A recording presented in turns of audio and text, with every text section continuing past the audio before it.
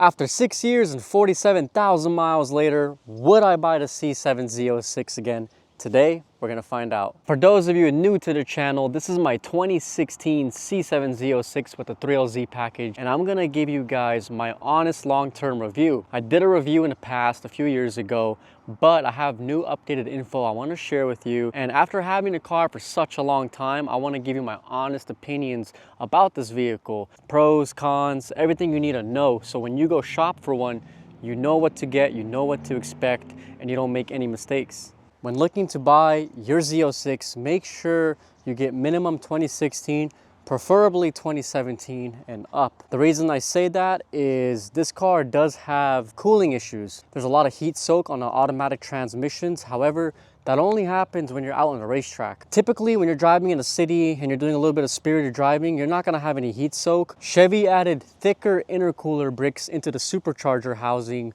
for 2017 and later. So that really gives a little bit of benefit when it comes to the cooling. And the supercharger lid was upgraded for 2017 and above, along with the hood liner. So there's minimal changes that they did, which helps with the heat soak issues. When buying your Z06, try and get the manual transmission. I know I stress that a lot in a lot of my videos, but I've never had any issues with the manual transmission.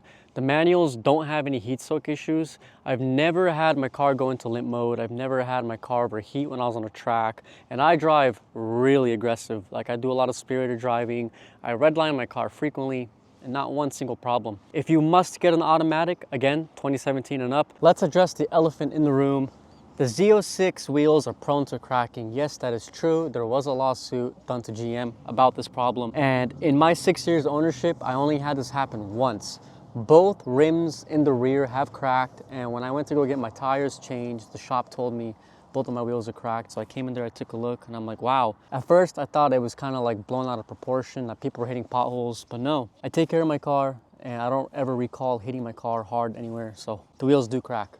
I recommend if you get this car, try and get aftermarket wheels. Personally, I didn't want to, just because I love the way the stock rims look. I didn't want to touch it. So if they do crack again, that's when I will upgrade to aftermarket wheels. Another con I have with this car, even though I installed the MGW short throw shifter, is I don't like the gearing in this car. It's a 7-speed manual, but what I don't like about it is the way it shifts. It's pretty notchy, and a lot of other owners who have this car mention the same thing. It's not really smooth. Sometimes it can get stuck or pop out of gear, which is rare, it happens. But it just doesn't have that fluidness to it like my Porsches did. So let me show you. See, it shifts fine, but sometimes it can get a little stuck and you gotta apply more pressure. It's not fluid all the time, and usually when the car is cold, it's more noticeable. I wish it was the 6-speed manual like they have in the ZL1 and other cars, but you know what? It's not terrible, it's livable, but you'll never use the 7th gear. People say you use it to save gas, but honestly, it's really awkward shifting into 7th. So, one other issue with the car, it's not really an issue honestly, but the tires do wear out fast. I have the Michelin Super Sport ZP tires, and every about 12,000 miles, I have to get a new set. The tread just wears out really quick. I don't have that issue in my C8 Z06. I'm running all seasons, but I can get a lot more miles out of there versus this car. Again, it's not a problem, but if you're gonna be daily driving a car, just remember you will be swapping out tires relatively quick. Another con on the car, I know I'm nitpicking here, but I'm just saying what I experienced in my ownership, is the gas cap. It's really annoying. What I mean by that is when you fuel the car up, you have to turn the nozzle upside down. That's the only way you can fuel the car without it clicking multiple times. I discovered that years later. I'm like, why does my thing keep clicking? So apparently you gotta do that, and you look funny at the gas station. People look at you like, yo, what are you doing? So keep that in mind. You gotta turn the nozzle upside down, and sometimes you gotta hold it, it won't stay in place. Now that I told you guys the cons of the vehicle, let's talk about a lot of the pros it has. The cons, they're not really that major, honestly. This car's been super reliable. No catastrophic failures, no check engine lights. But one thing I wanna mention is the exhaust. The stock exhaust is incredible. You don't have to change it. I've owned a lot of cars in the past where I had to change the exhaust system. It was just too quiet. But with the C7 Z06, it's not like that. What I do recommend though, if you want to keep the stock exhaust, is get an X-pipe. It makes it sound better. I'm running the Corsa Performance Extreme exhaust with the Cornerstone Double Helix X-pipe, and it really brings it out.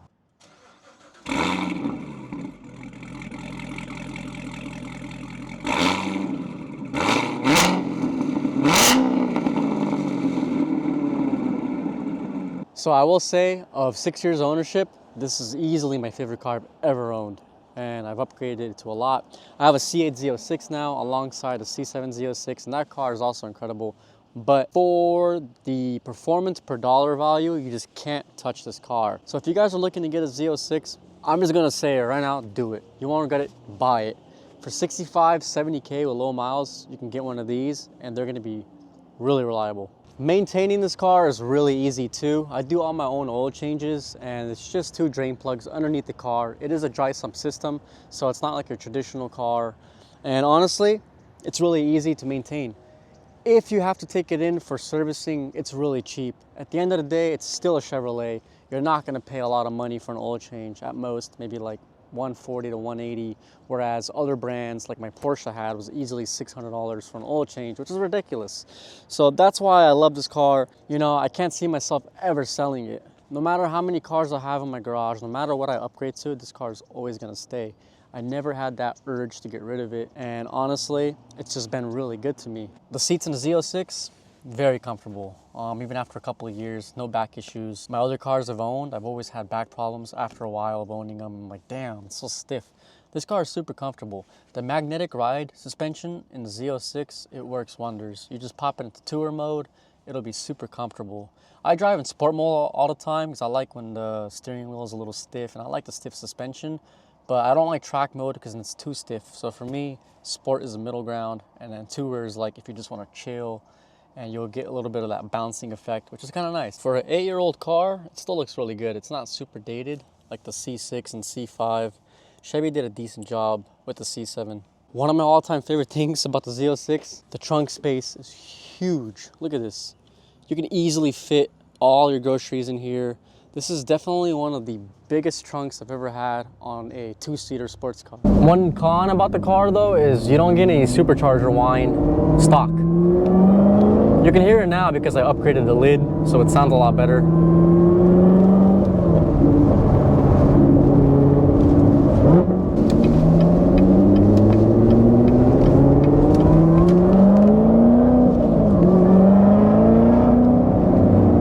You get a lot of low-end torque on the Z06. It's one of my favorite things over the C8 is how much torque you have. Perfect for street driving, I'm gonna tell you guys that. I feel like you don't need to do any power mods to this. You don't have to tune the car. It's fast the way it is. You'll never be able to put the power down in the streets.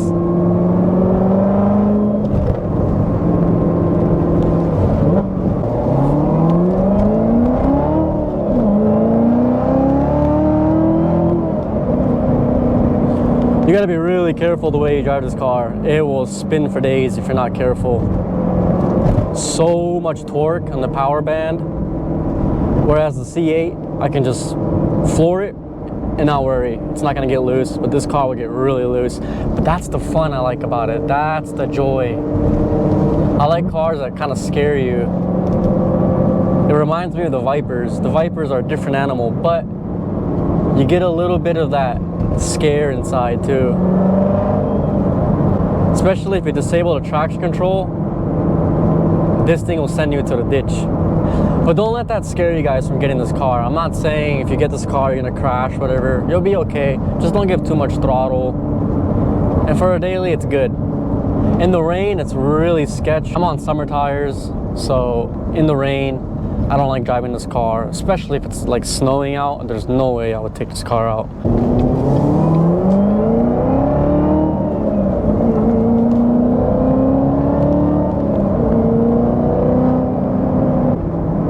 So when you're buying this car used and you sell it again in the future, I don't see this car dropping below 50K. There's just no way. It really holds up.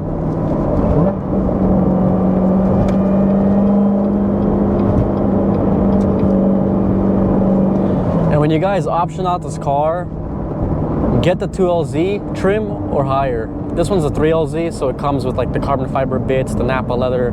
But the 2LZ is important because you will get front cameras to not mess up your splitter.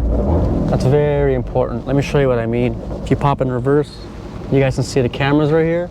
This helps when you park. I've owned a lot of cars where I didn't have that, and I always had to reverse park because I was worried I was going to damage the splitter.